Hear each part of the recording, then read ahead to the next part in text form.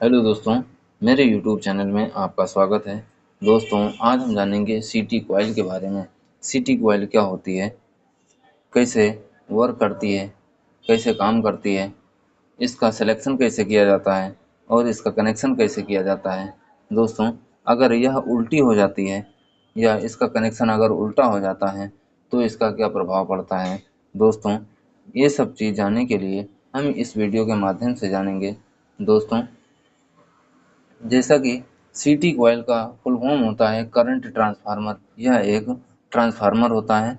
इसमें भी एक प्राइमरी वाइंडिंग होती है और एक सेकेंडरी वाइंडिंग होती है। दोस्तों, आप ये सोच रहे होंगे कि इसमें तो एक ही वाइंडिंग होती है, प्राइमरी वाइंडिंग कहाँ होती है और सेकेंडरी वाइंडिंग कहाँ होती है।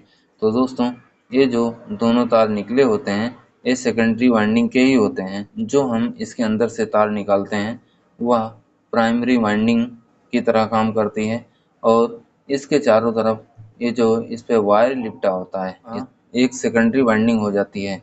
दोस्तों, इस प्रकार यह एक स्टेप डाउन करंट ट्रांसफार्मर होता है क्योंकि यह करंट को स्टेप डाउन करता है। दोस्तों, इसको लगाते क्यों हैं, इसको क्यों लगाया जाता है, तो इसको समझने के लिए हम इस चित्र की मदद से समझते हैं। दोस्तों, जैसे हमारी कोई मोटर होती है या कोई सर्किट होती है जिसमें करंट कम फ्लो कर रहा है, जिसमें कम करंट फ्लो कर रहा है, कम करंट वाली सर्किट होती है, तो उस कंडीशन में क्या होता है कि हम एम्पियर मीटर को उस सर्किट के सीरीज में लगा देते हैं। तो इस कंडीशन में क्या होता है कि जब हम स्विच ऑन करते हैं तो जिस फेज में हम लगाते हैं, जिस वायर में लगाते हैं, उसकी स्विच को हम ऑन करते हैं।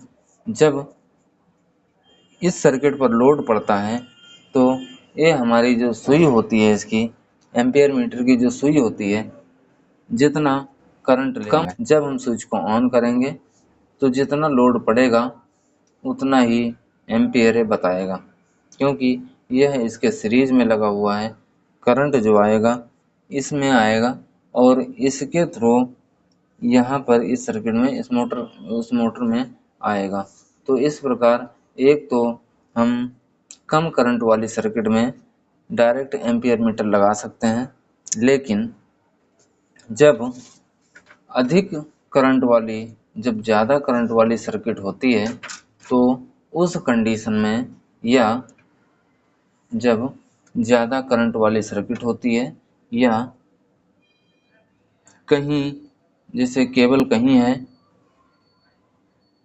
और उसको मेजर करने के लिए, उसको देखने के लिए उसका जो मीटर होता है कहीं दूर लगा होता है, तो उस कंडीशन में हम इस वाले मीटर का उपयोग नहीं कर सकते क्योंकि इसमें कम करंट फ्लो हो रहा है। इसके लिए इसकी केबल पतली होती है और इसको हम आसानी से एम्पियर मीटर में जोड़ सकते हैं। लेकिन जहाँ पर काफ़ी ज़्यादा करंट फ्लो होने वाली सर्किट होती है उसमें मोटी मोटी केबलें भी होती हैं क्योंकि ज़्यादा करंट के लिए मोटी केबल भी उपयोग की जाती हैं। तो उस कंडीशन में उन केबलों में एम्पियर मीटरों को जोड़ना संभव नहीं होता है। इसके लिए उस जगह पर हमारी सीटी कॉइल काम आती है। उस सर्किट का करंट मेजर करने के लिए हमें कोई भी सर्किट है, कोई भी वायर है, आर वाई बी, जैसे अभी हमने आर का बना रखा है, इसी प्रकार 3 अलग अलग फेज होंगे। अभी हमने केवल समझाने के लिए एक फेज का बना रखा। यहाँ मोटरें स्टार्ट हो रही हैं, 2 मोटरें हैं, तो इस कंडीशन में इसकी केबल भी मोटी होगी। इसके लिए इस केबल का करंट मेजर करने के लिए इस केबल को इस कॉइल के अंदर से होकर के गुजारते हैं। जैसे हमारी ये केबल होती है तो हम इसको इस प्रकार होकर के इधर से गुजारते हैं, तो जितना करंट इधर से फ्लो करेगा, जितना करंट इधर से फ्लो करेगा, तो जिस रेशियो की कॉइल होती है इसकी जो रेटिंग होती है, जैसे 100/5, 150/5 या 200/5, 250/5, 400/5, 1000/5 सीटी कॉइल होती हैं। तो इनका मतलब क्या होता है, इनको कौन सी सर्किट में कैसे इनका सिलेक्शन करते हैं कि कौन सी सर्किट में हमें कहाँ पर लगाना है। जिस रेटिंग की सीटी कॉइल होती है उसी रेटिंग का हमारा एम्पेयर मीटर होना चाहिए। अगर अलग अलग हो जाएगा तो सही नहीं दिखाएगा। जैसे अभी हमारा 100/5 का सीटी कॉइल है और 100/5 का ही एम्पियर मीटर है। जो 100 का मतलब होता है मैक्सिमम हम इस जहाँ पर जिस सर्किट में हम इसको लगाने वाले हैं वहाँ पर मैक्सिमम 100 एम्पियर से ज़्यादा करंट नहीं फ्लो होना चाहिए, उसके अंदर ही रहना चाहिए, 100 एम्पियर के अंदर ही रहना चाहिए। और बटे 5 का मतलब होता है कि अगर इसके अंदर से इस कॉइल के अंदर से 100 एम्पियर की धारा प्रवाहित हो रही है तो ये जो सीटी कॉइल होती है यह 5 एम्पियर इसमें प्रवाहित होगा। मतलब इसके अंदर से अगर 100 एम्पियर का करंट प्रवाहित होगा, फ्लो होगा, तो उस कंडीशन में यहाँ पर इन वायरों में 5 एम्पियर का करंट फ्लो होगा। इस प्रकार यह करंट को स्टेप डाउन करता है। जैसे दोस्तों इस प्रकार यह करंट को स्टेप डाउन करके इसको मेजर करने का काम करता है। या किसी भी सर्किट में जब हम एनर्जी मीटर का यूज करते हैं तो इन सर्किट में डायरेक्ट एनर्जी मीटर का कनेक्शन करना पॉसिबल नहीं होता है। इसलिए हम इस सर्किट का करंट को मेजर करने के लिए सबसे पहले इसको डाउन करने के लिए एक सीटी कॉइल लगाते हैं और करंट को डाउन करके उस रेशियो में हम एनर्जी मीटर में कनेक्शन कर देते हैं, जिससे कि इस सर्किट का जो भी एनर्जी है वह वहाँ पर रीड करता है दोस्तों। इसलिए सीटी कॉइल का उपयोग किया जाता है। तो दोस्तों इसका सिलेक्शन करने के लिए हमें सबसे पहले ये देखना होता है कि जिस सर्किट में हम सीटी कॉइल लगाएंगे उस सर्किट का लोड कितना है। दोस्तों जितना लोड चल रहा है उससे ज़्यादा रेटिंग की सीटी कॉइल लगाते हैं।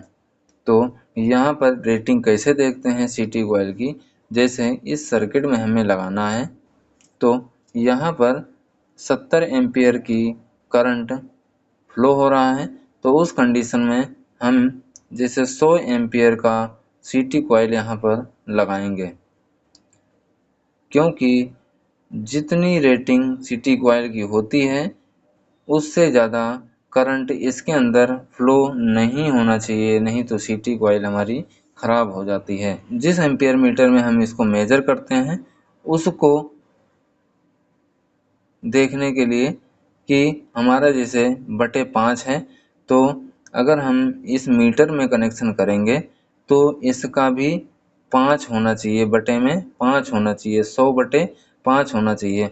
मतलब अगर यह 100 एम्पियर को 5 एम्पियर में कन्वर्ट करता है तो हमारा ये भी अगर इसके अंदर भी 5 एम्पियर का करंट आए तो ये भी 100 एम्पियर दिखाना चाहिए। तो दोस्तों इस प्रकार सीटी कॉइल का सिलेक्शन करते हैं। कहीं पर भी लगाना हो तो सबसे पहले हमें इसका लोड देखना होता है।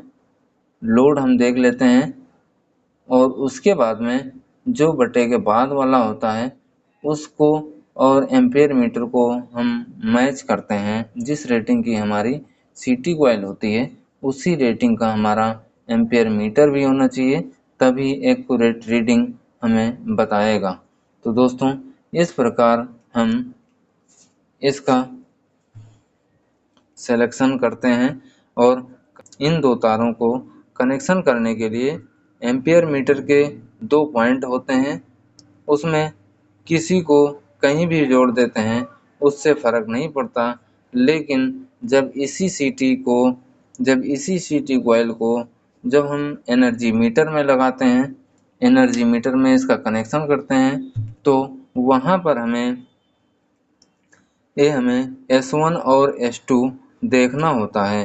दोस्तों S1 में उसमें मार्किंग की होती है, S1 में S1 और S2 में S2 ही लगाते हैं, नहीं तो जो हमारी एनर्जी मीटर है वह सही रीडिंग नहीं देगा। और दोस्तों, इसको लगाने के लिए जो हमारा P1 होता है, P1 की तरफ से इसका इनपुट होता है और P2 इधर P2 होता है, P2 की तरफ से आउटपुट होगा। तो दोस्तों, सही कॉइल का कनेक्शन करने के लिए इस प्रकार हम करते हैं कि एक तो P1 से एंट्री कराते हैं, P1 की तरफ से इन करते हैं और P2 की तरफ से आउट करते हैं। और दूसरा, जब हम एनर्जी मीटर में कनेक्शन करते हैं तो उसको यह ध्यान रखते हैं कि S1 और S2 में हम S2 का कनेक्शन करते हैं।